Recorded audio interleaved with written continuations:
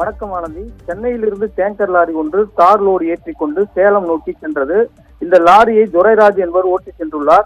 இந்த லாரி கள்ளக்குறிச்சி மாவட்டம் உளுந்தூர்பேட்டை அருகே உள்ள செம்மிமா தேவி தேசிய மேம்பாலத்தில் சென்று கொண்டிருக்கும் போது டேங்கர் லாரி ஓட்டுநர் துரைராஜ் லாரியை இடதுபுறமாக திருப்பியுள்ளார்.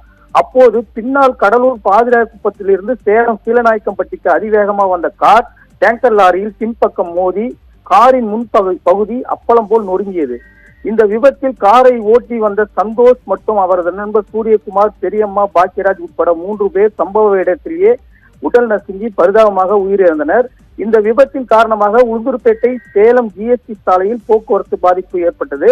இந்த விபத்து குறித்து தகவல் அறிந்த எலவனாசுர் போலீசார், நெடுஞ்சாலை ரோந்து பணி காவல்துறையினர் விபத்துக்குள்ளான வாகனத்தை அப்புறப்படுத்தும் பணியில் ஈடுபட்டனர்.